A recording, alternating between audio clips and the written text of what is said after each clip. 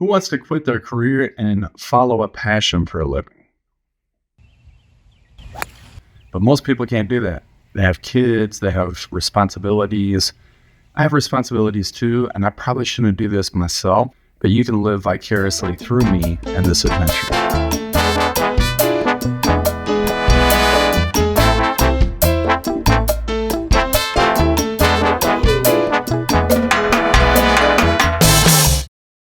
I'm Kevin Stevens, and I just quit my career to become a scratch golfer.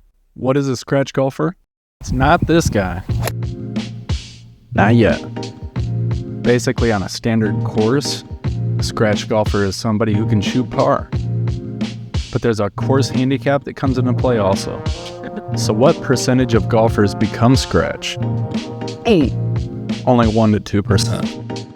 Average male golfer's handicap is 14 to 16. I'm a 16.4. But this is also for golfers who keep a handicap. There's a difference between golfers who keep a handicap and recreational weekend type of golfers. If you're keeping a handicap, you're a serious amateur. A scratch golfer is definitely not a pro golfer. The main differences are skill level, consistency, course difficulty, and mindset. On a standard course, a scratch golfer is going to shoot an average of 72. On that same exact course, a pro would shoot mid to low 60s. Ooh, wow. not great. So scratch golfers are elite amateurs, but pro golfers are on another level. Lou Stagner is a really good follow on X, and he's got a great post breaking this down.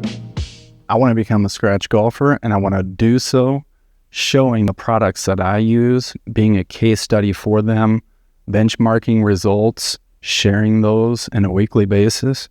But I feel like it's a rare opportunity for somebody to be able to go and choose what they work hard at. And I feel like if I go do that and just try to create this myself, the reward could be there.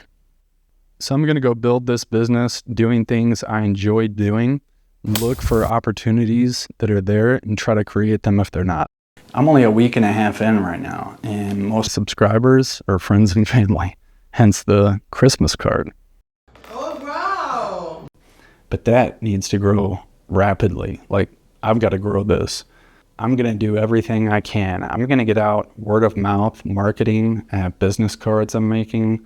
Obviously, QR codes are super easy, but in this community, sometimes business cards are better. I'm going to go to local networking groups. I did get some interest in reaching out to people in the golf industry, to local news media, to a lot of pro players, and I got a ton of really interesting feedback. That's really what gave me the drive to move forward with this. I didn't think anybody would be interested, and when I reached out, people were.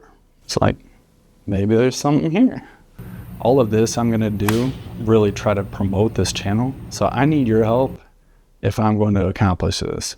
If you can just share with one person, make them subscribe. If you haven't subscribed, no worries. Just subscribe. It's super easy. YouTube, subscribe. The challenge I have with the current endorsement world is like all you see are these big athletes with big brands. You never actually see the equipment that helps them get to that point. That's what I want to document.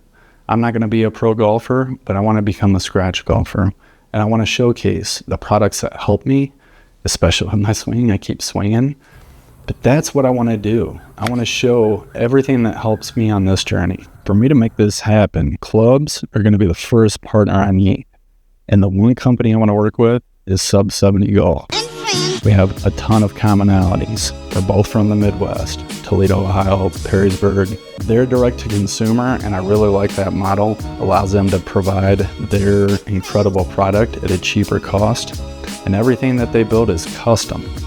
Their ratings are incredible. They're the company I want to work with. There's also some really interesting commonalities that we have. I got a Razorback tattooed on my ankle. I saw a post from Sub 70 Golf last week with clubs, and the hog was etched on the back. We've got a lot of commonality. I lived in Florida, I lived in Tennessee, I lived in Ohio, Had this tattoo, always got asked about it. Moved to Arkansas, no questions. Everyone's just like, all right, full disclosure. I went to the University of Tennessee. I am a Vol for life. I have a tattoo for life, and I am Go Hogs also. If they're playing each other, I gotta say, Go Vols, I'm sorry.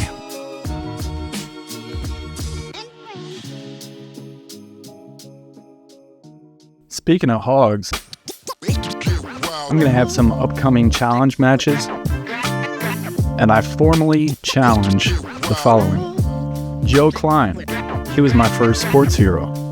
Any member of the 1994 National Championship Arkansas basketball team. I've already reached out to Corey Beck, but I haven't heard back. And one other formal challenge. Please share this video with the best golfer you know. I want to play some people this year, and I am willing to go on the road. I don't need a ton of money. I just don't need that. I've been driving an old-ass truck right now. I like that. I like it. I like that truck. I like being old school. That's fine. I don't need new I need to take this tag off. So this story, you can call it, whatever terminology you would like. I've heard midlife crisis. I've heard, something that it might be inspiring. Anything in the middle, whatever. But what it is to me is following my passion finally in my life for the first time professionally. I've always gone in directions and found passion within something, but I always get into that profession and then have to find that passion to stick in the profession. With this, like every day, I love getting up. I'm excited to. Anything I want to do, like whether it's golf, whether it's videos, all of this stuff is fun. It's time consuming. It's taking way too much time right now. I've got to manage that better, but I'll get there. That's what this journey is also about. How am I going to make a living as an amateur golfer, documenting a case study into becoming a scratch golfer? That's the story. So let me tell you really quickly why I need new clubs. These are awesome. These are Callaway Rogue X's. With these, if you miss the center of the club face, you're not really punished as much. Even if you're hitting the ball, really anywhere on this square face, pretty awesome. You're still going to get a decent result from it. The challenge for me with that now is it's a lack of feel for me, and I'm not getting feedback that I need. I'm not getting punished for the shots that I'm actually missing. That's the beauty of these clubs. When you do miss, you don't get punished. I need clarity. I need good feedback. These provide masking of poor contacts, which is what most people want and need. Well, pure it wasn't. Short it was. I actually have a really cool story. Basically, my family got them, my sister, brother-in-law, and their family got these for me because I wasn't really interested in golf at the time, and they wanted to get me back in the game. I met Carl the same exact round randomly as I met one of the designers for these clubs. Pretty incredible. What are the odds of that happening? Anyways.